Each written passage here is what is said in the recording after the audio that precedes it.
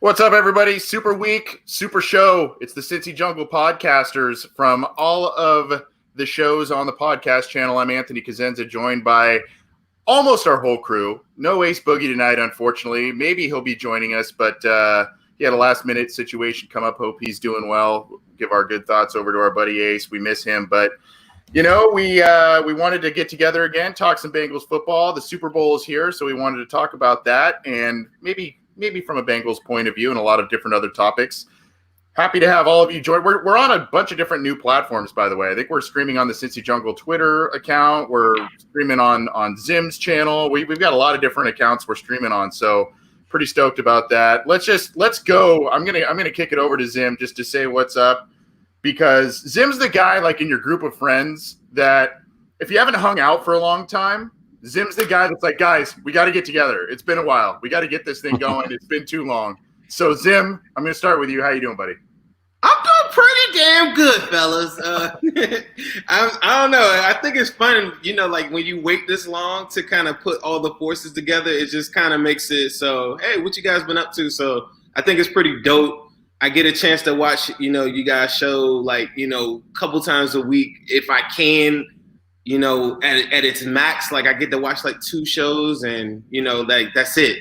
But, you know, I like talking to you guys. So, John, why are you so ice cold? That's what the people want to know. Like, I called you ice cold the other day on Twitter and they was like, yeah, he is. He's so freezing. What's cooler than being cool? Ice cold, right? Cool. I don't know, man. I'm cold all the time. It's freaking freezing outside Cincy. I consider myself hot. I don't know. Like, that's just my personal preference. What's the story with the skeleton?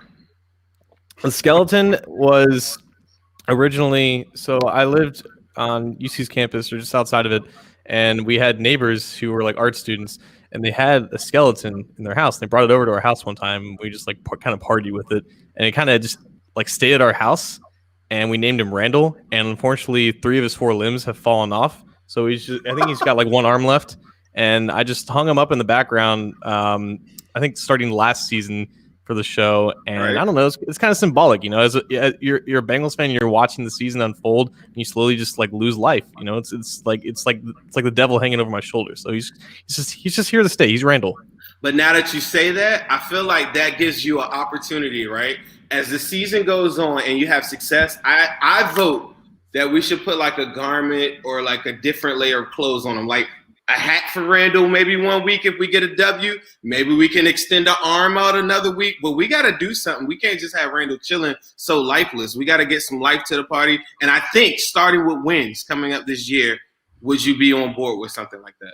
I mean, sure. He watched a 2-win season with Andy Dalton getting thrashed 60 times. So that was kind of like the theme of the whole thing. Then I put a Burrow shirt on him once, you know, they were locked into the number 1 pick. He was kind of optimistic about that, but now he's kind of back to square one a little bit.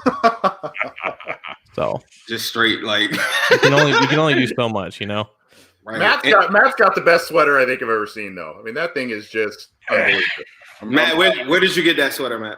It was a gift. I was looking for like this is like this is the real deal throwback sweater. I'm not sure what year it's from, but it's not the one from the real famous from the Super Bowl year. But I've got a picture of Sam Weiss talking to Boomer on the sideline wearing the exact same thing. One of those years in the 80s. Oh, that is those. Yeah, those are those sweaters from that. I think like if we ever link up, like I think we should just all have matching sweaters and just kind of like lock arms and walk down the street and stuff like that. I just think that people want to see shit like that. Like that's just my opinion. Well, guys, we can get on out of here because Ryan McKeon says Matt Minnick's show is killing it. So the 3 of us can bounce on out. Matt can take the reins. Matt, hey, Matt. No orange pop. Any orange pop? None tonight. No. But we do have a pot pie in the oven. We got a pot pie in the oven. How do you feel about muffins? I'm a big muffin man. I'm a pretty big muffin guy. I like a good blueberry muffin. I'm a lemon poppy seed guy, and I do all right. Okay. Now that we got that out of the way, Anthony, tell me, like lately, like what's on your mind when you think about Bengals? Like watching coming up, you got the Super Bowl coming up Sunday. Anything that stand out to you this Sunday? We're what are you watching for that you think that maybe the Bengals can, gravitate to? You got a plan for us? Like, what are you going to be like looking at the most on Sunday? I'm going to try and not be too choppy. My video feed for some reason is a little choppy, so I apologize if it is that way. But good.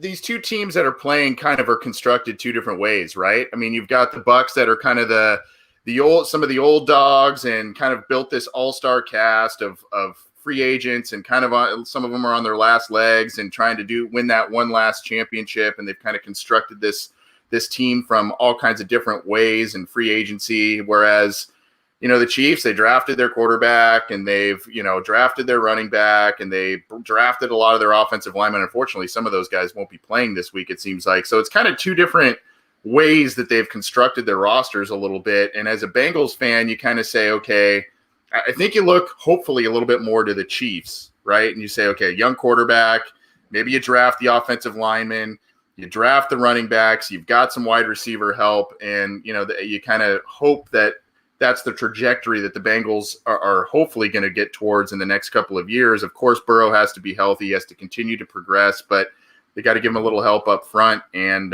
so, I mean, that's when you look at it, I guess, with the Super Bowl, when you look at this Super Bowl through the Bengals lens, that's the way I'm kind of looking at it, is just the way the two different ways that these teams seem to be constructed. And obviously, both of them have champions on their rosters, and hopefully that's where the Bengals start to head in the next couple of years. Right. At the same time, though, like if the Chiefs somehow manage to just fend off that Bucs pass rush with whatever offensive line that they have, it can't be used as like, oh yeah, the Bengals don't have to invest in the offensive line. Right. Mahomes is an alien, and they have like Mitchell Schwartz, the Eric Fisher, first round pick. I think the Canadian who opted out to help with COVID, he was also a draft pick as well. So like the fact that their offensive line is still like standing and giving Mahomes enough time is just miraculous in itself, and it's gonna be the biggest test to keep JPP and Shaq Barrett off of him. So like if they manage to do that, it's going to start narratives that should not be started. And I think we already did see it on Twitter. Like, oh yeah, you don't need a great offensive line. But no, if you have Patrick Mahomes, you can do anything. So right. So, but that I said that online. It wasn't. I didn't word it that way. But I went over did you see that tweet? And it was just showing like the starting 5 offensive linemen for the Chiefs, showing how everybody is either a 7th rounder or undrafted as a result of, Fisher being out. And then I posed the question see, you don't have to just go get your offensive line all first round. See everybody? And everybody's like, shut up. It doesn't matter. We need all offensive line, So, but I guess my point is like, I always look for balance or best BPA. So when it comes to like a game like this, I feel like Chiefs are more so like the formula, but I got killed online for saying that. Well, yeah, it's fair, but yeah. Yeah, well, I mean, I think there's levels to it. It's like defense. Let's talk about defense for a second, because I get, whenever I talk about defense, I get hit with defense doesn't matter, right? And it's not that like when I talk about like the Bengals need to improve on their defense and what they can do in their defense, and when I say, hey, the Bengals are really close on defense, I don't mean they're close to being the Ravens. And I don't think that should be the goal, because, when I was in high school, and I'm dating myself a little bit here, but end of high school or early college years for me, you see teams like the Ravens, you see teams like the Buccaneers going off and winning the Super Bowl, with Brad Jensen and Trent Dilfer playing quarterback. Like it was those defenses that won them that Super Bowl. You can't do that anymore. Like that's not the way the league is set up. So being Baltimore, I mean, cool, but like that shouldn't be the goal. You look at all the championship game, the AFC and NFC champion defenses, they were all ranked like 7th to 12th in the league. Like, so they were like good, solid defenses, and that's what should be the goal. And that's what should be the goal. For how you're building a team, and like that's what you need. Like, yes, you need that elite offense, but you need a good, manageable defense that hopefully can create some turnovers and win some situations too. I saw that tweet when you said that, right? And I even responded to your tweet when you said that. But don't you feel like just because this offseason that we just had and they allocated so much money to the defense this past offseason that you be kind of thinking – I'm not thinking that they're going to go back to that well this upcoming offseason. It's not a shot at the defense wins championship guy or anything like that. I want to balance that. I feel like they're already like a 15th ranked defense if they were all healthy. But how often are we going to say if healthy? Like, you know what I mean? No, I mean, no kid. I mean, yeah. Honestly, you look at it, and I mean, Trey Waynes was a huge factor this year. Like, if Trey Waynes was anywhere near as good as we hope he would be, you know, like that could have been a completely different thing. Obviously, the pass rush was a big issue. But we also, like, again, there was like nobody expected Dunlap and Atkins to do nothing for you this year. So like you can see on paper where they stay healthy, they're going to be all right. But yeah, like you said, like we all know that isn't a reasonable expectation in the NFL that people are going to stay healthy. We saw the lack of depth at the corner position. We see the lack of depth in the pass rush game as well. So I don't know. I just think they do need to take a balanced approach to those sort of things and be managing it, because at the end of the day, like, look, you had Trey Waynes, you had DJ Reader, and you know Von Bell was kind of a luxury thing. But like if now a year later you're saying goodbye to Geno, you already say goodbye to Dunlap, and now let's say you let Lawson and Jackson or Jackson walk, like you're worse on defense than you were a year and a half ago. So like, you can't be taking a step back in that realm. And kind of that's what I'm talking about with the offensive line. It's like not like you need to have the absolute most dominant offensive line in the game for your offense to work, but you can't suck. Like Burrow can only do so much for himself, and you know what? Like it doesn't matter. You can take the fastest receiver. You can put the best receivers on the field. They're not going to be able to get open in 2 seconds all the time. You know what I mean? So everything's got to be a minimal. Like everything, you have to have at least a minimal level of proficiency in. Yeah. And I think to your guys' point about what the Bengals may or may not do in free agency on defense, I think, they spent a lot of money on guys that ended up being injured, but they have investments that are still on this roster coming up in 21. Trey Waynes is one, DJ Reader's another. And so I don't know that they're really going to go outside. I think if anything, they're really going to look at the inside guys. I'm already seeing comments about Lawson and William Jackson. I know we've all probably talked about those guys ad nauseum, but I think if they're really going to make splashes on defense, I think it's to keep the known guys that they've had on their roster. They may not go outside. I think the outside signings are probably going to be on the offensive side of the ball. And just kind of going back to a little bit of a past point with the offensive line of the Chiefs and draft, develop, that sort of thing. I mean, I think this all goes back, and you can look at these two teams playing this weekend. This all goes back to systems and finding guys that fit your systems well and being able to develop them in the system that you're putting into place. And I think we've seen flashes of the quote unquote system work at times for Zach Taylor, but there's been a lot of inconsistencies on that. And I think that's something that really needs to start coming to fruition in year 3. And just to note for last year, we talk about what they did on defense last year. They invested a lot in free agency, but 2 of their biggest resources they had last year were the first overall pick and the 33rd overall pick, and those went to offensive players. So, it's not like that's where they put it.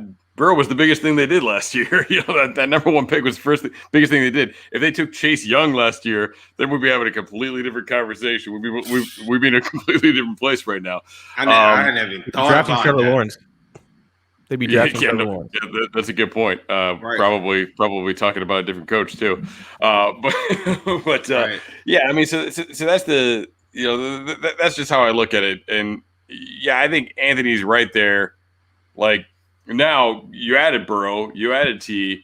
It is time to bring in some veterans. You get Jonah, who's pretty young. It'd be nice to bring in, a real good veteran offensive lineman to shore that thing up, and yeah, definitely to invest in that way. You're gonna. I feel pretty confident they're going to invest in offense again in the first round, because I don't see a defensive player that's going to make sense for them at the 5th overall pick anyway. So that's going to be another offensive investment, but they definitely should bring in a veteran that can do something for them too. I think when you pose that question, though, a lot of people, like on that particular tweet, I don't want to misquote you. I just think that when they were talking about, all right, like cut Geno, and somebody said something else about doing some other things, everybody naturally just said, all that money needs to go to offensive line. But the more even killed people were saying, well, wait a second, like we don't need to go get the biggest, we don't need to go sign Trent Williams for $20 million or something like that. And to your point, I don't think people were poo-pooing like defense altogether. They just were saying like, okay, like we're just going to add like the minimum defensive vet, Mike Daniels type player on the front, and then come back with a veteran corner so you're not stuck in a situation where you got Jalen Davis out there starting at corner and different things like that. So I think I don't know if I like misread some of that stuff, but I think nobody was really trying to like crap on the defense, because I saw you on there and I was like, I don't like, but my biggest fear is this. I don't want them to be a situation where we're wasting Burrow's best years by not giving him all the weapons. And I watched Tom Brady and I watched Pat Mahomes, and Tom Brady, I think, made a quote today, and he said, yeah, I think we're going to be better next year. But the one thing that they do is just keep on giving them weapons.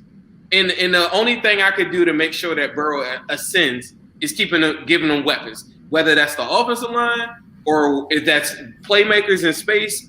I don't care. Whatever he says he needs to make them special, that's what I need to do. And then I'm going to bank on, like I said, the 15th ranked defense. So defensive wins championship guy wouldn't like me, because I've been saying you need to drop 30-something points a game for like 3 years, and I got killed for that too. But I just feel like the time that we're spending on the field, we need to be on the field a lot more on offense to take away possessions of our opposition, and that in itself will help Burrow. Go back to 2019. Look at LSU's offense. That offensive line, it won the Offensive Line Award. It was 32nd in pass blocking efficiency from Pro Football Focus for like the Power 5 teams. It was dead ass average compared to the rest of college. Like, it was good, but it wasn't great. It wasn't the reason why the offense was successful. Jamar Chase, Justin Jefferson, Thad Moss for a certain amount, and Terrence Marshall, just guys that just stretched the field and just let Burrow cook. Like, that was the source of why that offense was so successful, beyond just Burrow being Burrow and Joe Brady orchestrating it all. Like, that is the formula for success. And then look at the Chiefs. Travis Kelce, Tyreek Hill. You have weapons that defenses can't scheme against, and they can only hope to just try to contain at least a little bit. Like, if there is a formula, that is the formula. And like Zim said, all you need is an offensive line, or like Matt said, all you need is an offensive line that's just competent. Now, of course, this is the Bengals, and their expectations are the only times that they actually address these issues is like really hard and really desperate, like 1 year late, which is what we saw with the defense last year, which is why they might go overkill with the offensive line in free agency, which would then open up the draft. But like you said, it might not be the best uses of resources if they go too much in there and ignore other needs. But like, that's, I guess, what we're thinking of. Whereas if they need to actually address an issue, which is what they seem to be doing, it's going to be like hard overkill in free agency. But that allows you to then attack where the draft is strongest, where they are, and it's probably a pass catcher at 5. The most important question, guys, real quick. What's in the can, John? Black cherry, Bud Light, lemonade seltzer. Okay. Oh, hey, I thought that was a Monster. I was going to say, you're a savage for just drinking a Monster. Like, I wouldn't be able to go to sleep at that time. And I would like run through the whole show and just be on some crazy. Yeah, you're not ready for that. Yeah, I think you make some good points there, and perhaps Bengals fans are just afraid because every offseason. Every offseason, it's got to be a witch hunt for the biggest deficiency, and we got to go get 100 of them. We need 100 linebackers last year. Good linebackers, we need 100 centers before then. We need 100 corners before that. Like, we've seen them try and do the minimal thing, and that be, extending Bobby Hart. So, oh boy, there's got to be a step up from that, and hey, you don't have to pay Trent Brown money. Maybe you don't have to take Penny at 5. Because I look at that as just as valuable a resource as a big money contract. Maybe you don't have to do that, but you gotta do something. What would convince you? What would convince you not to take Penei at 5? Because John just said pass catcher is more likely at number 5. I want Jamar Chase. But what would be enough for you to say I don't have to draft Penei at 5? Well, here's the thing. Like, friend of the show, big, Bengals Twitter draft, or well, draft two, I guess, but big on the salary cap guy. Andre Parada and I were having a conversation about this the other day. Like, the NFL is kind of backwards. Like, I think that teams would be a lot more successful in the draft if they did the draft and then free agency. Because it was a response to a tweet about from Ken Anderson about getting drafted. He was like in January. Apparently, the draft was in like January back then. So, if you think about it that way, like if you don't get a tackle, especially if you cut Bobby Hart and you don't get a tackle, you're pretty much locked in. You know what I mean? And if Penny's not there, then it's Slater or it's trading down. Maybe it's Darius. I don't know. But you're pretty much locking yourself in. I mean, I think we talk about attacking things in a minimal way.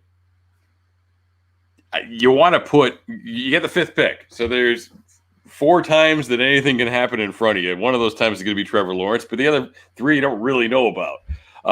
So you can't rely on anything when you have that many unknowns in front of you. So you've got to do something. If you don't pick up a tackle, you're locked into that. If you don't do anything at receiver, and you're pretty much locked into that. Like, we are talking about a third receiver, though. So I don't know. I mean, maybe you can get Josh Reynolds for a not ridiculous contract that might work, and maybe you're running more 10 personnel if you take Josh Reynolds and you still have a chance at Chase. Obviously personnel groups and stuff. That's how those sort of things work. So you've got to invest. We got to think about free agency first, because that's going to come first. And if you don't address needs in free agency, that's where you get pigeonholed in the draft. No, but that's what I'm telling you. That's my question. If they came out with Darrell Williams or Moton and picked up another guard for about $5 million or something like that, is that enough for you to say, okay, I can get on board with Jamar Chase? Oh, definitely. I'm on board with Jamar Chase anyway. Really? Oh, okay. Yeah. What about you, Anthony? Are you on board with what are you thinking when you go to free agency? Are you thinking like we need a tackle, we need a guard, and then that's good enough? Or you think you want to do both? Because you could sell me on Darrell Williams, go get Panay, I move Jonah to guard, and then now that's a position of strength. And now we got arguably like a top 8 offensive line in the NFL or something like that. So as we sit here today, and I have a lot more film review to look at and guys to look at. I've got Penny and Jamar Chase as my top 2 guys for the Bengals to take at number 5. You can make an argument for Slater. I know there's a lot of people that are quoting Daniel Jeremiah and people around the league, and they think Slater's just as good, if not better, and or more ready right now than Sewell. I think if you saw Sewell play, if he didn't opt out this season and you saw him play pretty close, even if it was pretty close to the level that he had played the previous 2 years, then I think you would have been like, oh, we got a host change there. I think you would have been like, Sewell's the guy. But for me, I think in terms of what the Bengals do at 5, it totally depends on what they do in free agency.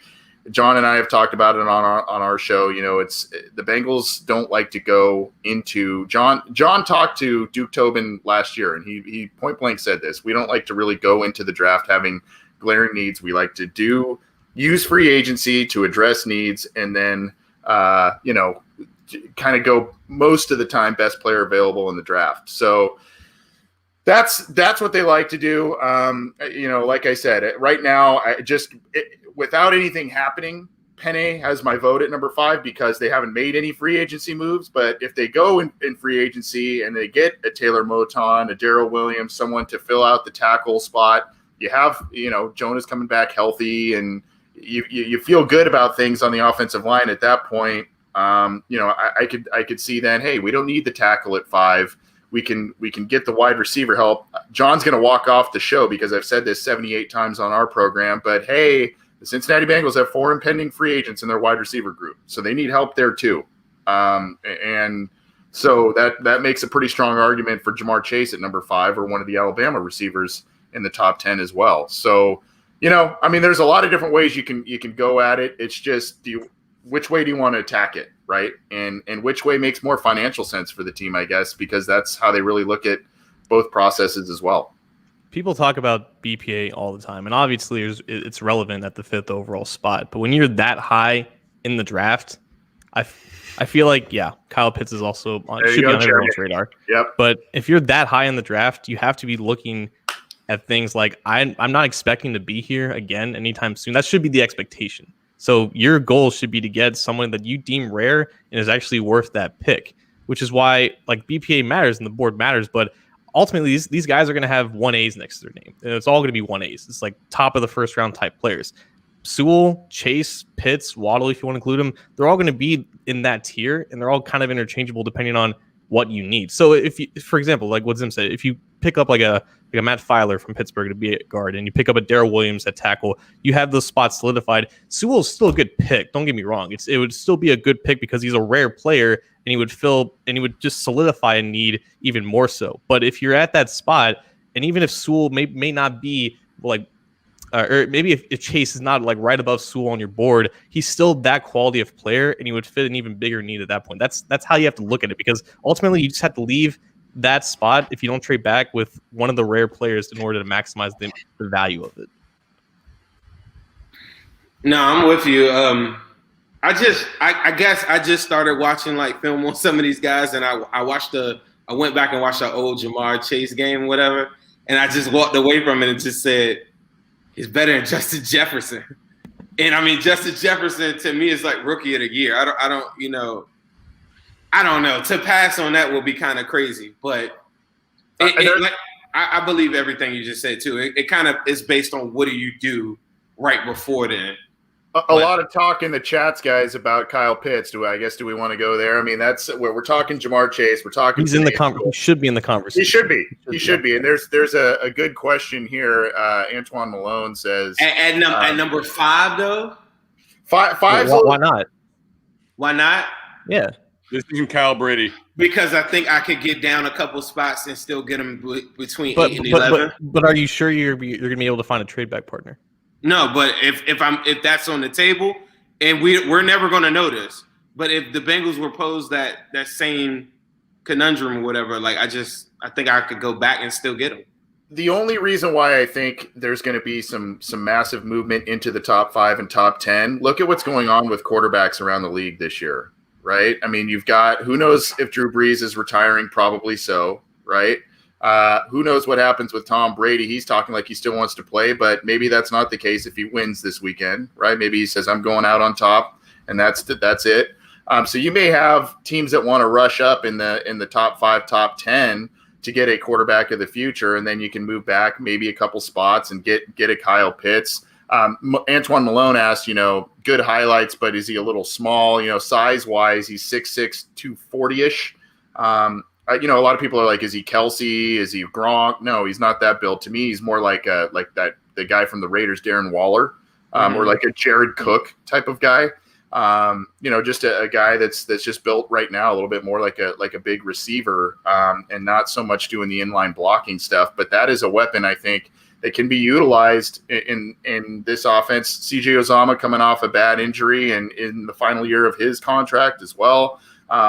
Who knows what you're going to get more out of Drew Sample. So I know you guys have watched a lot of them so far.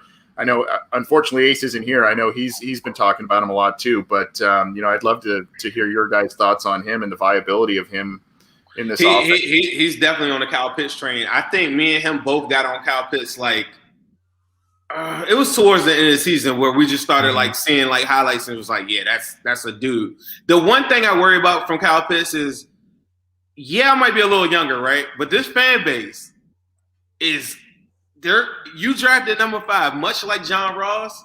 Like you gotta blow the doors off of people to get drafted that high, unless it was like an offensive lineman and we just didn't hear anything about him and Joe Burrow's not getting sacked, right? To be drafted that high at what I think is the biggest learning curve at the 2 positions in the NFL is tight end and linebacker as far as the learning curve. Going from college to NFL, I worry about his blocking and different things like that. I believe in him. And I believe that Joe Burrow will make Kyle Pitts an animal, like out the gates. It wouldn't matter. But I just worry about the fan base's like overall acceptance of it and the second guessing. Like I'm one of them guys, I hit the gas. Like if that's the pick, that's the pick. Let's put it in, and I live with whatever happens. It is what it is. But our fans are not wired that way. And if he doesn't come out with 1,000 yards, because everybody's like, yeah, watch Kelsey. Watch it like year one. Like, that's your expectations? Like, nah, like, you got to simmer down a little bit. Like, I just don't see that year one from – in contrast, I do see Jamar Chase possibly going 1,000 yards, like, off the break. Like, no questions about it. Ready to go. And I think the fans would hate him. I think both guys could do that. Like any concerns that I think people have with Pitts, they're alleviated because you still have Uzoma and Sample there, like to do all the things that people expect. I think that's less snaps though. No, is it? Because if you lose Green, personnel. Yeah, exactly. If you lose AJ Green and you don't replace him with like a top tier starter, then you're down with 2 competent starters of receivers, and you have a whole bunch of tight ends. You can use 12 personnel in ways that other teams use 11, and you can have Kyle Pitts lined up out wider in the slot anywhere. He did it all in Florida. He might this might be subjective, but he might be the guy with the least amount of risk in this draft aside from Trevor Lawrence. I'm just throwing that out there.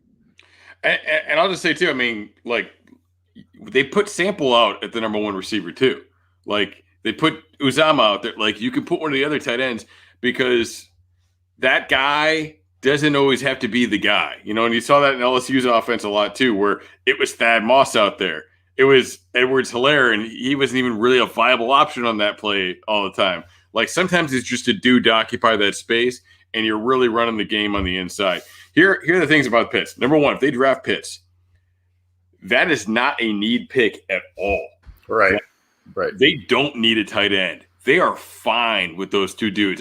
Assuming help from CJ, they are fine with those 2 guys. So it is an incredible pick because it is not a need, because you're improving. It's freaking Randy Moss when you already have like one of the best receiver duos in the NFL, like that type of pick.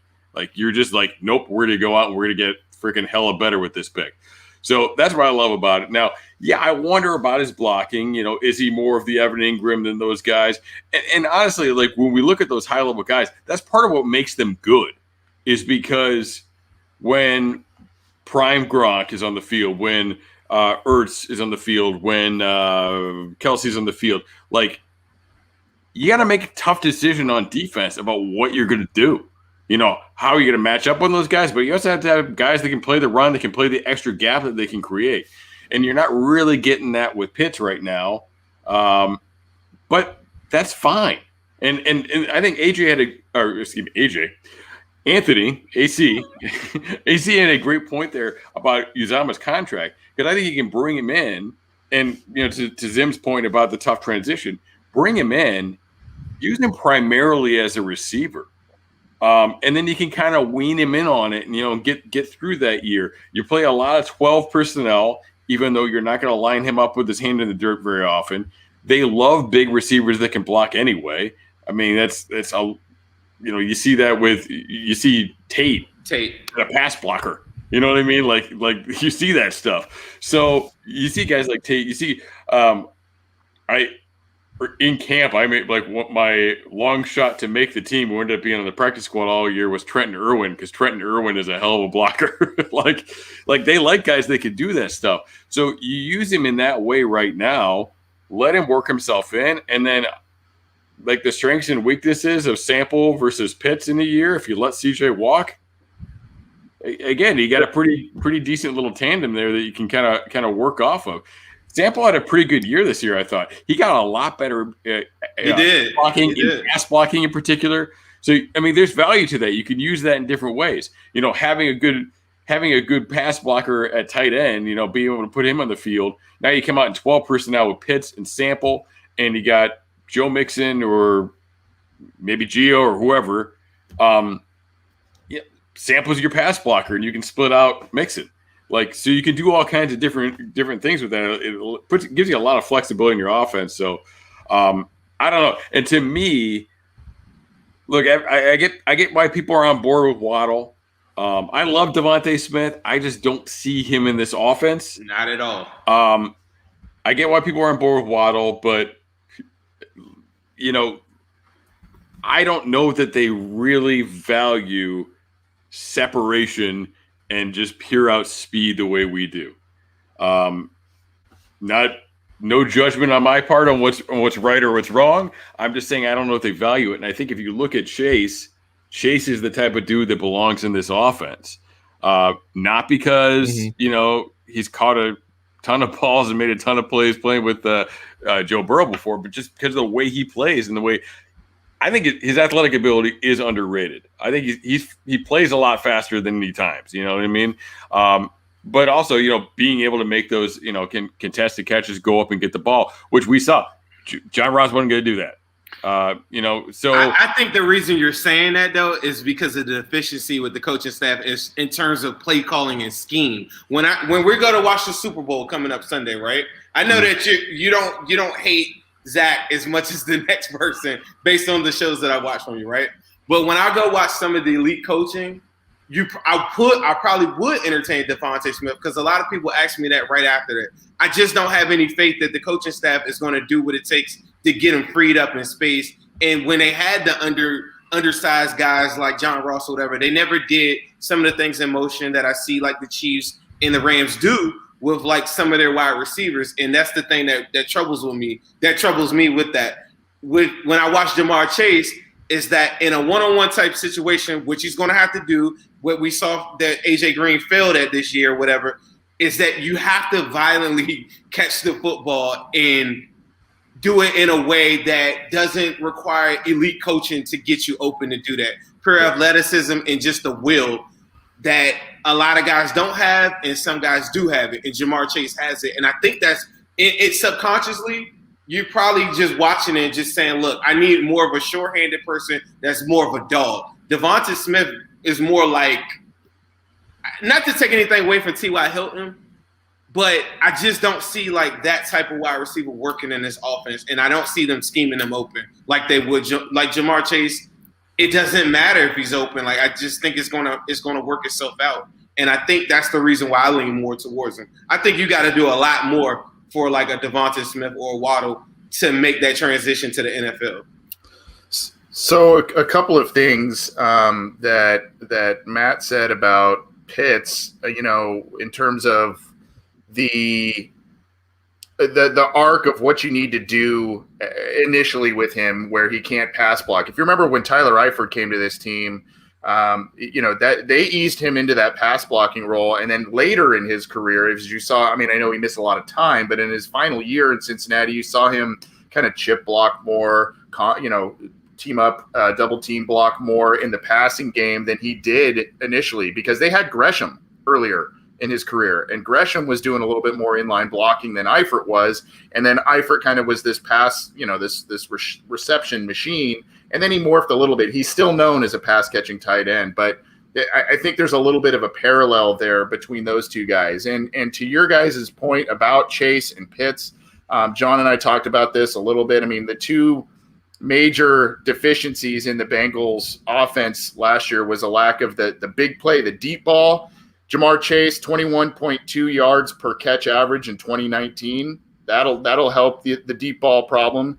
And then I'm looking in terms of an argument for Pitts. I think this is reliable information, but I see the Bengals as 30th in the league in red zone percentage last year offense. So a guy like Pitts would work very well in the red zone, especially if you have a tall guy like Auden Tate. You can throw those fades. You've got a tall guy like T. Higgins that can make those contested catches. You add in a 6'6" reception machine like Kyle Pitts into that mix, and all of a sudden you've got a big fix to your red zone issue. So I think that's an argument for those two guys that really make a lot of sense, maybe even over some of the big time offensive linemen in the class.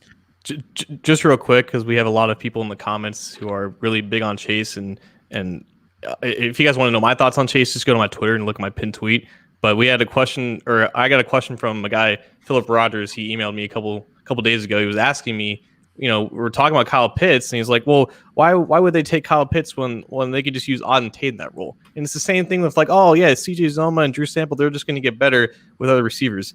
Kyle Pitts is not like anything that the Bengals have on their roster. That's the whole point of quantifying how rare of an athlete and how much of an option that he is. Like, obviously Chase is fantastic in his own right for all the reasons that we discussed, But the reason Pitts is in this conversation is because he's not redundant to anything. He's not like any tight end or any big body receiver that the Bengals have. He adds a dimension to that, and I think that is the angle that we need to look at with this.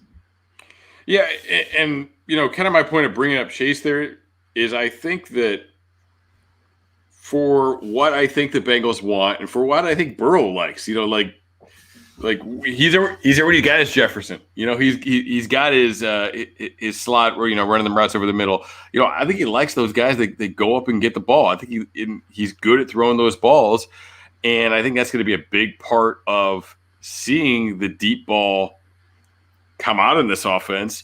Is guys being able to make those plays. And look, Pitts and Chase are guys that do that. Exactly. Really, really well with those contested passes. They're doing it in slightly different parts of the field. But to me, I think that Pitts, after Chase, I think Pitts is the second best fit as a receiver in this draft. If that makes any sense. It does. But I love what Anthony's saying there, too, because, remember a few years ago when, the Bengals weren't that good? They weren't good. It was after 15. They weren't good, but their red zone offense was still really good because of Eifert. 2018? Yeah. Give him that guy.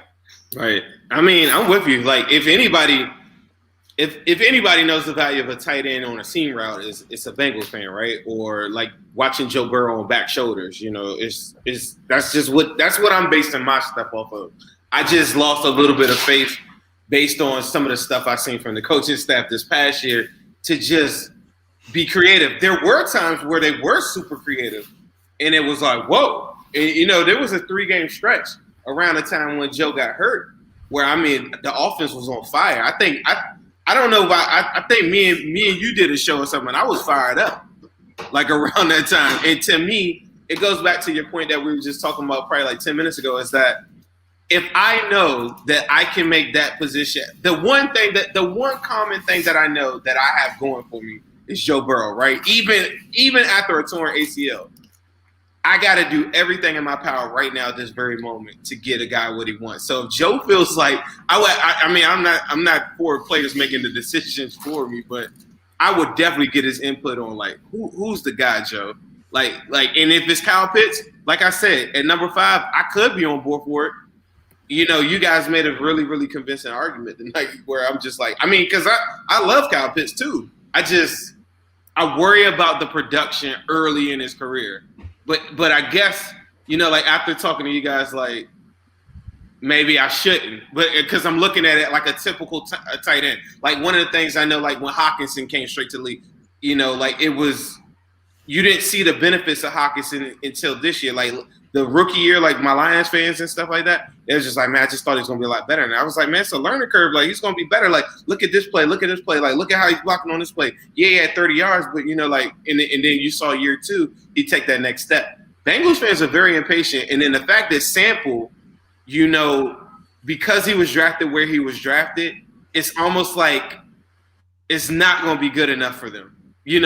Just me taking Drew Sample. And I worry about that same thing, I guess, from Kyle Pitts. But like you said, if the coaching staff is smart enough to put him in a position to get those reps, get those snaps, and be productive, then why the hell not?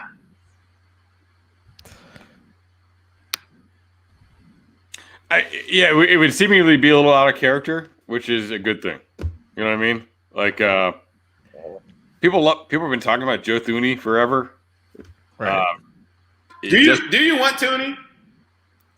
Let's take it there. Let's go towards free agent offensive line. Let's go wish list around. Yeah, because we're getting a lot of positivity in the chats, guys. A lot of Bengals are going to do nothing in free agency. Bengals aren't going to do anything in free agency. We're only talking about pass catchers because we're hearing everything about they're going to address the offensive line. So what does that actually look like? What will that actually look like, and what do you guys want that to look like?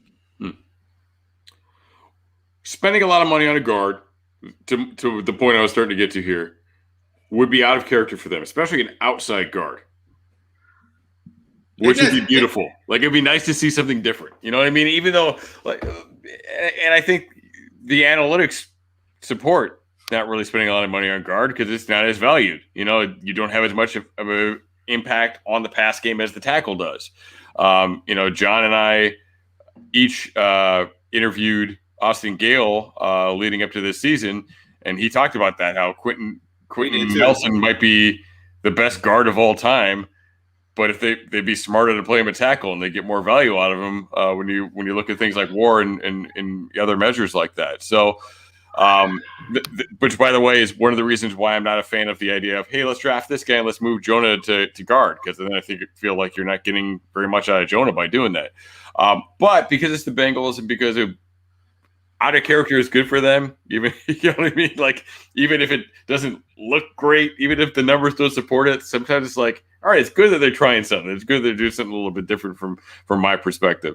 So that's what I think. Like, maybe not a great idea to spend a bunch of money on a guard, but it'd be nice if they did it. I saw a stat there today on Thuney too. Like, he's like missed like one game in like 3 years or something. Like, I don't even know if he's missed any. Yeah. That doesn't mean anything before he comes to the Bengals. I know. That is tempted fate right there. I don't want Tony. Not for $14 million. And I think a family member or something, I don't know if they're watching tonight, they like follow me and they posted like Tooney to the Bengals in their story, and I posted it a couple times and stuff like that.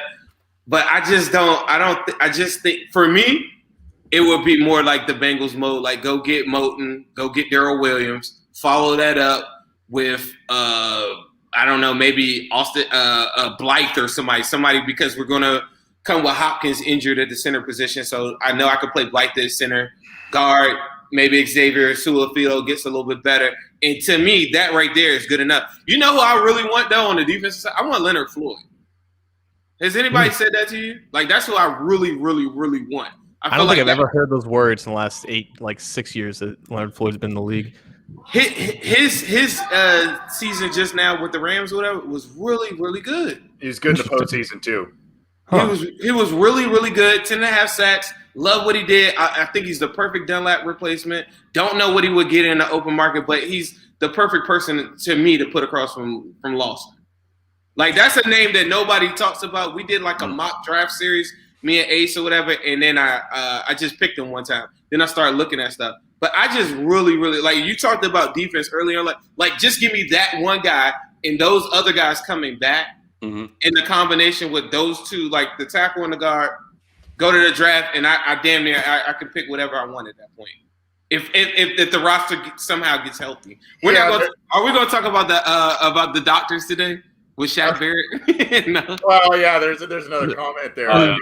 Does anyone here have a medical degree? Because I don't feel qualified to talk about reading an MRI. Yeah, I don't either. Show us on Randall. Yeah. So like Shaq Barrett had apparently something very phantom right here. And also his arm came off, and then he went to Tampa Bay and had 30 sacks, and in the end. Yeah.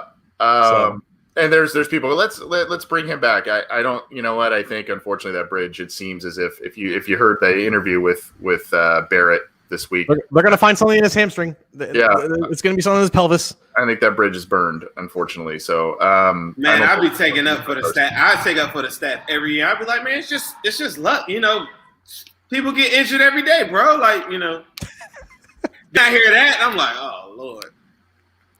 I have a Tooney take though, and I've had this for a little bit.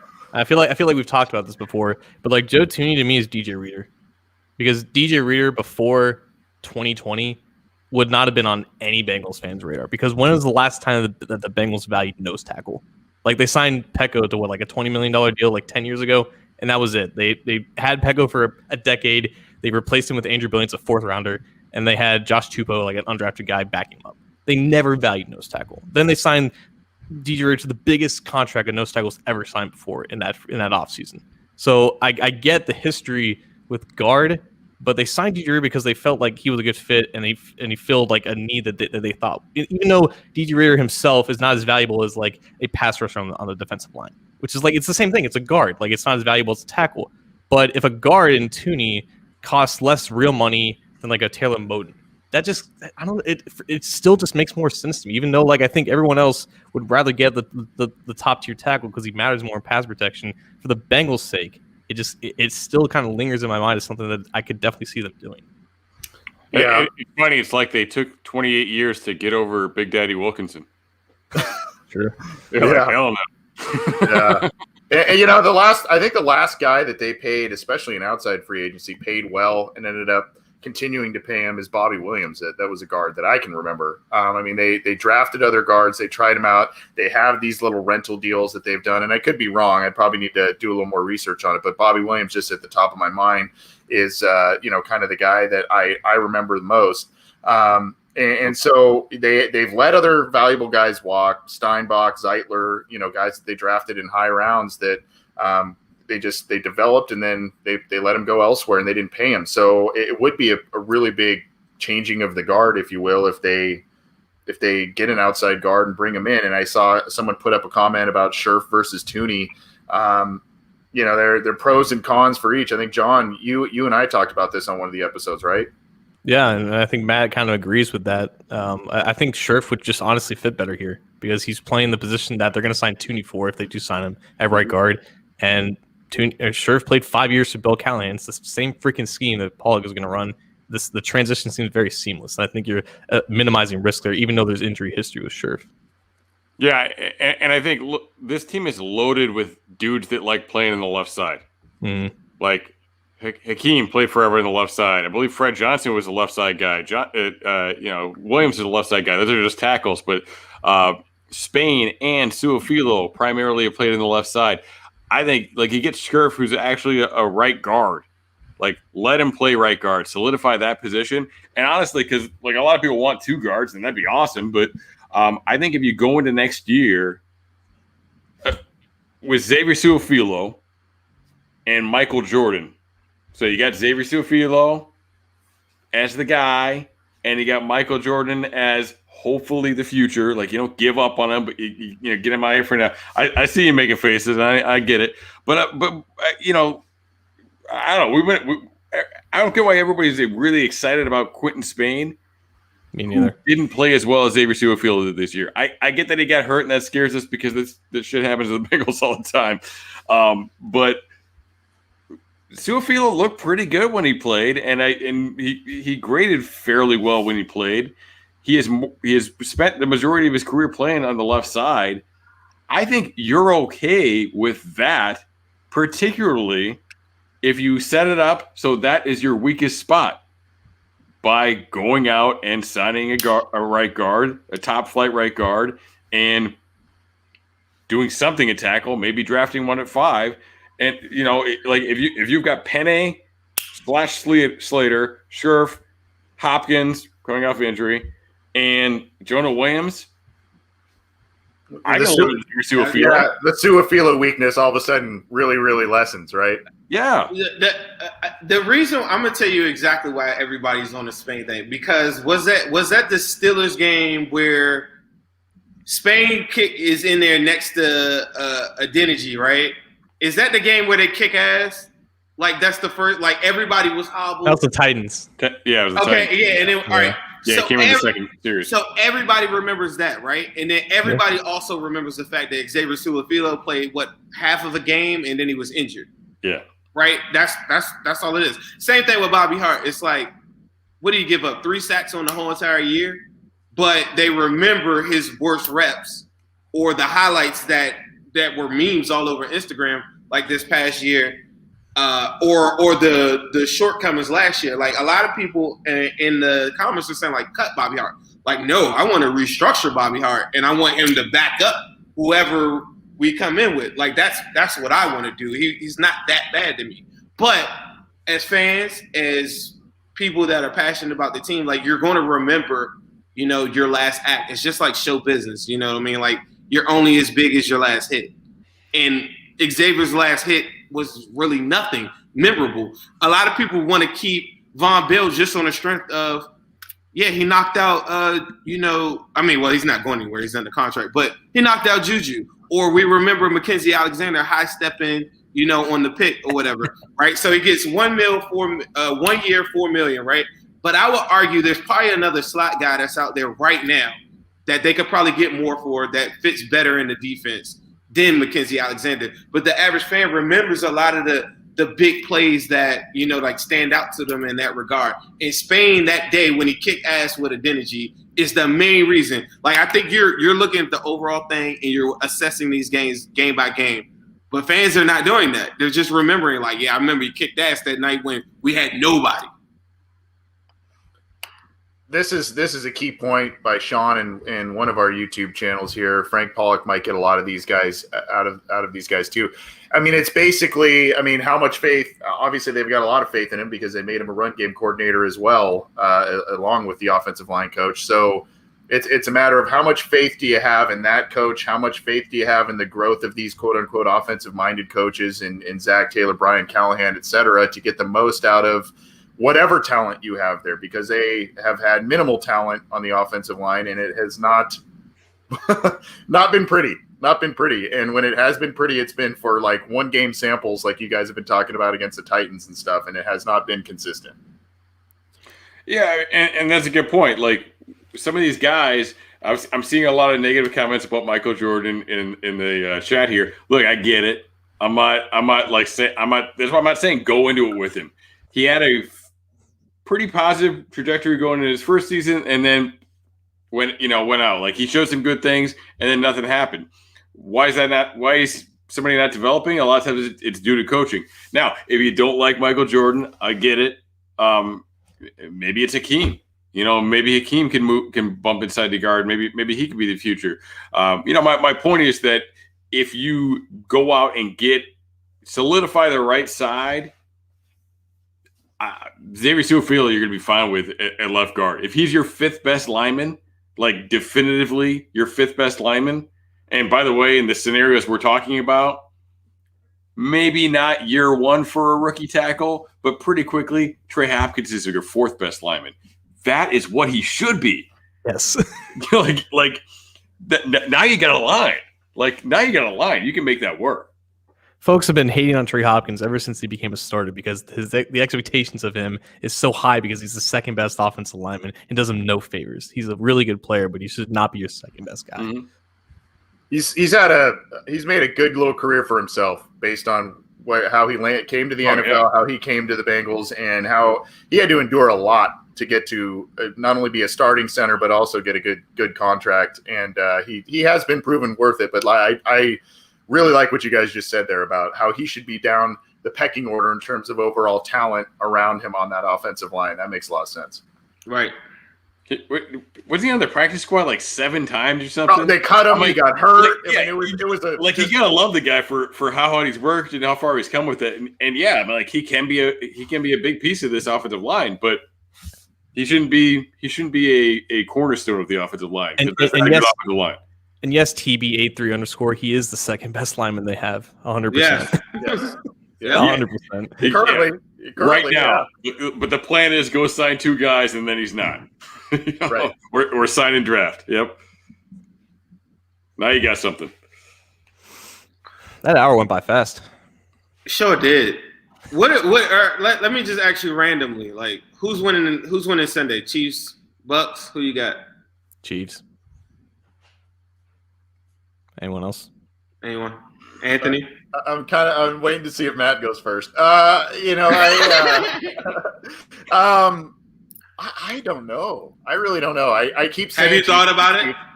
I think there's going to be. I think Brady does it again. I really think Brady does it again. I think everything screams Chiefs, but somehow I just think I think there's a story to be written there. That's just my romanticizing of the game. I guess I don't know, but I wouldn't be surprised either way. This year, like everything is pointed. Like there's been the age-old debate, and age-old is probably pretty accurate considering how old these people are. But are the Patriots Brady or are the Patriots Belichick? And Patriots aren't doing it. If Brady can beat Mahomes in the Super Bowl, that's content all year long for NFL writers, all off season long talking about that. So it definitely is a good storyline, and I don't know, like they've got a lot too. They got a lot. They got so much. Before we went on air, I was telling John and Matt, I was telling them how I felt like Antonio Brown was a full participant today, and I don't know if it's just so many years of him kicking our ass. Like I just really think he's going to have an impact on the game on Sunday. So. If anybody's got any bets or anything like that, there's a lot of good bets out there for Antonio Brown. I feel like he's going to show up, and it's going to surprise some people. And then also, if Kelsey goes for 100-something yards, then everybody's going to say Kyle Pitts is the pick, right? But one thing that I'm thinking about, like I've just been watching Kelsey this whole week too, and just like watching all these interviews, and he's got Bearcats jerseys on, he's got the old Kenyon Martin jersey on, like my favorite team of all time, right? And now I'm suddenly just like, okay, like all right, like let Kelsey just represent for us one more time. Like I'm on board with them now. But I do believe what you're saying, Anthony. Like Bucks. Yeah, like this is, like them being a 3. I don't know. I just think it's closer than a lot of people think. Does Brady? Do you guys think Brady walks if he wins? Is he done? Nope. No. Nope. Wow. Okay, I think he might be. But they're gonna have to scrape that man off with a spatula. Nope. Yeah, maybe. They asked him, "What is he gonna play the past 45?" He said, "Yeah, I think so." Like that was like last week, right? I mean, he's not walking away. How about like, and I think John's a little bit, follows these stats a little bit more closely than I do. So I'd like to know your opinion on this. Kelsey, I just saw this earlier, like yesterday, actually. Kelsey and Gronk, same age. Insane. Which, because of the injuries and Gronk's brief retirement and stuff, like that's part of it. But the other part of it was Gronk came out in 2010 and Kelsey came out in 2013. So, I mean, is there anything we can take from that in terms of like breakout age and those sort of statistics or in the value of any of that stuff? Or as someone who watched Kelsey his entire college career, those days were amazing, by the way. Like he was like a wildcat quarterback for a little bit, but he was also like a central part of that passing offense for a little bit. He was just so old, and it really is rare for a guy to come into the league at 24 and then become a future Hall of Famer. Like that's not normal. But it is with tight ends. Like they're both extremes. Yeah, and he's a fantastic athlete, and he produced at a high level in college. Like that's 2 check marks that really go hand in hand. But yeah, like he came in and then he took like a couple years with Kansas City with Alex Smith. But as soon as Mahomes got in there, it was done. It's over. And that's the thing that I look with this game. Like everything that the Bucks do well defensively, the Chiefs can easily exploit. Like it's going to be all on that Bucks pass rush to at least limit the Chiefs. Like the over under for this game is 56, and the only reason why it's going to be under maybe is because there's thunderstorms. Right. The way that the Bucks press, I just don't see how they're going to do that. I don't know how they're going to do that with the Chiefs. That's the one team you can't press like that. Yeah. So I wonder about that. I like that. Another bet too. Shaq Barrett, half a sack. Half. And half. Half. And the odds on that, I mean, you can make a lot of money. I don't know where you guys bet, but there's a lot of people already noting, and we talked about it a little bit earlier, that the fact that the Chiefs' offensive line is a little bit of a mess this week. So it just seems like that's a layup right there, right? John, do you ever watch games like this and then like secretly just go watch guys that you believed in? Like, weren't you a Vita Vea guy? No, not really. Not really, no. He was good, but were you a Devin White guy? I was more of a Devin White guy, yeah. I think next year he's going to be the best linebacker in football. He definitely has the potential to be. I mean, again, young, productive, and athletic. Like those things just go hand in hand, and he's got bodies in front of him to just clean up everything. So, yeah, White was a dude, like freaking stud tackler, fast as hell. I mean, like that guy was everywhere. Like he was above and beyond.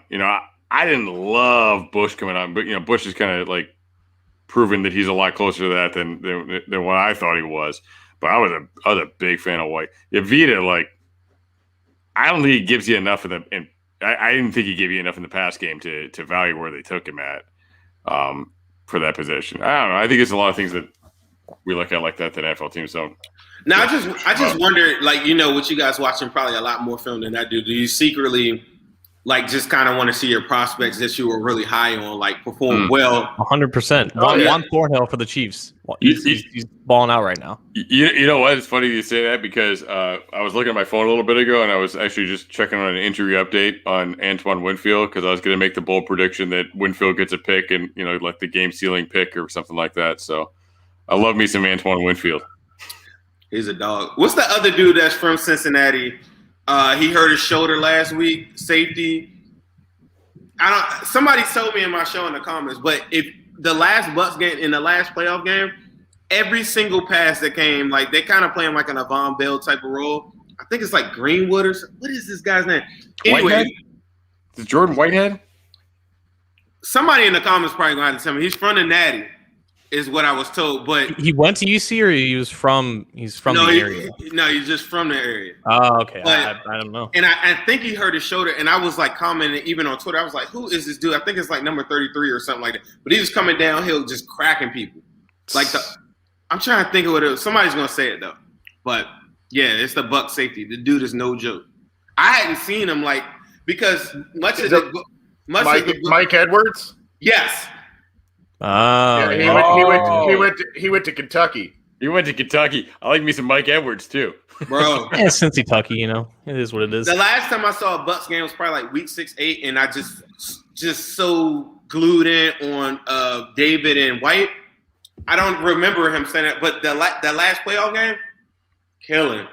Dude was killing. He was all over the field. I couldn't keep my eyes off of him. I'm going to throw this out there too, by the way. It's not really – if they sign Jackson, it's not a priority, but I loved Winfield last year, and there's another NFL junior out there this year, and Asante Samuel. Freaking dude. That's a generational talent then. The guy is so flipping hippie. I like what you did there. I stole that joke so cleanly from today.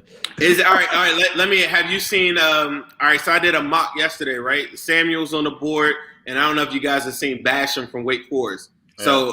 So like I want edge really, really bad, but I understand. Like, do you think Samuel makes it to the second round? Maybe, but probably not. It just depends on the quarterback run too. Yeah, because I can see Basham being there. He's like on most boards, he's like the third or fourth rated, defensive end. So I watched like 2 full games of him or whatever. Every tackle he had was like the most violent thing I've ever seen. It was all choke slams. I think Basham is a great fit. Because he's a really good run defender and he can rush the passer. Yep. He honestly kind of reminds me of Carlos. And he's pretty big, so maybe he could play 5 technique too in some situations, like in some of the 3-4 stuff. If he had some more speed in the field, I like him a lot. I think it's a great fit. He and Patrick Jones are my 2 favorite edges right now. Patrick Jones would probably be more of a stand-up guy. He reminds me of Chandler Jones a lot, actually. He's a big, long dude, can flip and run. There's a reason Boogie looks like a grown man. He's gonna be 24 in his rookie year. If you want to talk about Kelsey, like that's a grown man already. So immediately he's gonna be good because he's already grown. There was a question, guys. Sorry, we're talking Super Bowl a little bit, and I know we're talking bets and all kinds of stuff. This is from Dalton, our good buddy.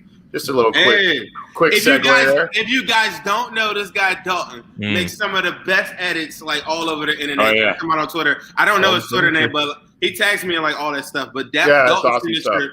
But yeah, he's dope. I'm sorry. Go ahead. No, just tailgate style food for the Super Bowl. I don't know if Super Bowl is probably going to be quite different for a lot of people this year based on safety reasons. But if you guys have a go-to Super Bowl food, I think it's just a fun little question that we got. I'll tell you what. I mean, Cincinnati's obviously Skyline Dip. Hot dog weenies in Skyline Dip, like pigs in a blanket in Skyline Dip. Actually underrated. You don't just need chips. You know, one dish that I always eat at a Super Bowl party that I would never eat on a regular day is meatballs. Yeah. Every Super Bowl party I've ever been to, meatballs are always killed. Yeah. There's Dalton's Twitter handle there, so go check it out. Yeah, he does a lot of cool. Yeah. Good dude. I actually met Dalton in Seattle in 2019. Really good guy. Really nice guy. Yeah. Went to the game there. Really good guy. You can't really go wrong with baked beans. You can't really go wrong with chips and salsa, of course. You really can't go wrong with chicken wings unless they're fatty. I like drums. I'm a flat guy. Really? I'm a flat guy. But because some of those drummies get real fat and they get kind of gamey, and I don't want that extra stuff. I want the lean chicken, and I want to go straight to it. Give me back my juice, son. All right, and those are the main things. I think I focus on how not to mess up the Super Bowl party. Like I don't really have like a go-to. My family makes these things called jalapeno poppers that I think are disgusting, but they love them. There's this Mexican place by where I live, and they do this deal. It's the most basic little things, but for some reason they have mastered this little snack. It is a mini bean and cheese burrito. They're probably like, a little rectangle like that, and they are just unbelievable. So little mini bean and cheese burritos. They do a little taquito, and then they have bomb guac, bomb salsa. So when you get like really good salsa, good chips, some good Mexican food, I don't know. That's kind of my jam. I do like a good buffalo wing though too. I do like a good buffalo wing. So number here. My wife makes some great pulled pork. Like that's always a good one. Pulled pork sandwiches. Yeah, on the Hawaiian roll there, the King's Hawaiian roll. Yeah, and you know what the secret is? You don't like buy slices of cheese. Just like cut off like big thick pieces of like Colby Jack and put it on there too. Way better. Like, also, nice wash all this down with a Narragansett. Yeah, definitely. Wink, wink, nod. Everything's better with a Gansett, and there's a Gansett that pairs well with everything. So, it's true. It's true. I don't know if you guys have any more questions or anything. I gotta go read a bedtime story to this little guy right here. You guys can definitely continue. I feel like we had an awesome conversation. Y'all can keep it going for real, because I feel like you guys are ready to rock. John, go grab a monster, because I know. Hold on, what was that? What did you? I thought that was a monster. I was like, dude, like Bud Light Seltzer or something, right? Isn't that lemonade seltzer? Lemonade seltzer. What is that? Like some like kind of like a Mike's Hard lemonade hybrid type stuff. It's not as hard as a Mike's Hard. It's only 5%, but it's good. It's flavorful. What's your alcohol choice? You're a tequila guy? Oh, I'm a vodka Sprite. Vodka? Okay. Yeah. But tequila only if I'm getting crazy. Now, Brown, I'm getting crazy. Brown, I'm not watching football. I'm punching the TV off on Brown. I quit that a long time ago. But these days, though, I'm drinking juice, guys, because Burrow is coming into our lives. He's changed my life around. I've got my act together. I used to be a wild guy. I'm juicing it now for the day that I get to interview Joe. I need to be on all P's and Q's. I don't need to be all hammered, asking Joe about stupid stuff about like muffins, because I really want to get into muffins. Like every interview, lemon poppy seed is probably the most underrated muffin in the whole entire world. I don't like lemon stuff because it's usually like really fake, but lemon poppy seed like that does work. Like lemon loaf is crap though. I'm not down with lemon loaf. This is the content that people want. And to really wrap up the conversation and circle back to it, all right, when it comes to orange soda, Crush, you're crushing it. Like Orange Crush, number one. Fanta, pretty solid. Sunkist, get the hell out of here. Yes! Sunkist is so weak. It's got like some weird little ink taste to it. What is that? What is that? It's like anything but Sunkist. It's called Red 40, right? The coloring Red 40 or something like that. My nephew is like, he comes to my house. He's like, I can't drink that juice. It's got Red 40 in there. I'm like, man, drink this stuff up. I give him all the cheap juice and I got all the good juice and stuff to myself. But he's always talking about that Red 40 and stuff. But Sunkist is so trash. And I go to places and I ask them specifically, what kind of pop is that? And if they say that, then they look at me like I'm an asshole. I'm like, no. Let me just get, Sprite, Yeah, Stewart. Yeah, don't sleep on Stewart's. Zim, before you all hop out here, why don't you plug your merch for anyone who doesn't know? Because I'm about to get some. Bet. I got you. Yeah. Send me your address. I got you some stuff. Yeah. Go ahead and plug it. Okay, so if you guys want to I don't have it on tonight. This is another big Bengals guy too. Rohan makes this stuff called Protect Joe Burrow. But that's a really cool Bengals guy. But he sent me some cool stuff. Rohan TV, check him out. But my stuff is zimhude.com. That's it. But it's Burrow Baby's got some cool stuff on there. That's it.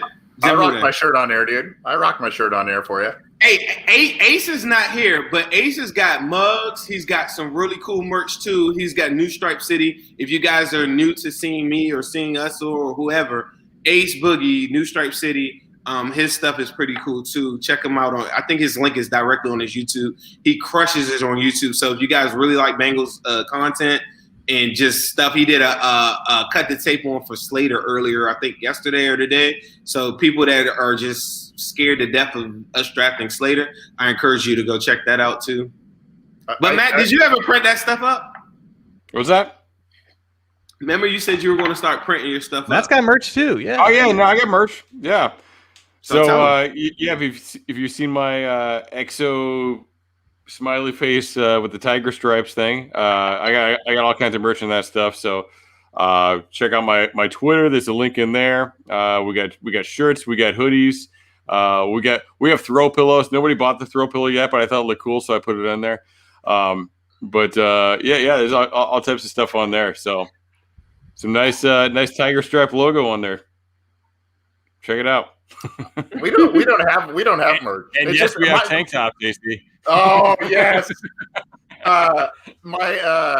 Gotta show off the guns when I can, you know. Yeah. So we don't have merch. It's just gonna be John and my face, just pictures of our face on a shirt. Just so everybody. We're not real YouTubers, man. We're We should really not. have We're a lacking. group. We should have a group Mount Rushmore of our faces or something. Like Ooh, a five Mount Rushmore. I bet you. Edit where they put us in the Bulls. That was pretty good. Yes. Yeah. Yeah. We should put the last dance photo. Oh, on that'd be our great. shirt or I something. have a lot of real clothes that are We're gonna make that really I'll wear that every cool. day. Right, I got cool stuff in one closet, and then I have another closet with the dumbest stuff that you could think of, and stuff like that is stuff that I like. Like I really Yeah, like. yeah. I buy the dumbest stuff you could ever think of, like just so I could wear it around the house, and then. You know, like my wife, she wears like bunny suits and like anything that's stupid like that. Even yesterday, I had like the dumbest like tiger hat, and people were like, "Where'd you get it?" And it was like my son's hat. But you know, I like silly stuff like that. Like, so if you print that up, I will buy it, 100%.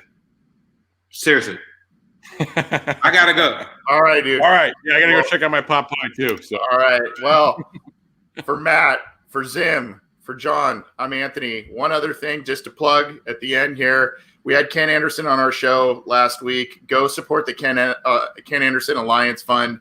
Really good nonprofit, and they're doing some cool things. And just we as a website, as a podcast channel, want to go show that guy some support and what he's doing there. So please, if you can, we're gonna get some stuff and do some giveaways. Had some Ken Anderson giveaway stuff on our show. So I just wanted to plug that. Matt and Great John, gift. anything else? I just got my dad a T-shirt from there for Christmas. So yeah, that's some really cool stuff on there too, and obviously for a great cause. Yep. John, anything else before we hop out of here, bud? Nah, just get another Ganser or get a Bud Light Seltzer, whatever. Yeah, All Super right. Bowl weekend. Let's do it. do it. This has been this. Yep. This has been fun. This has been the Cincy Jungle podcast mega show, super show heading into Super Bowl 55. Hope you enjoyed it. We'll see you next time.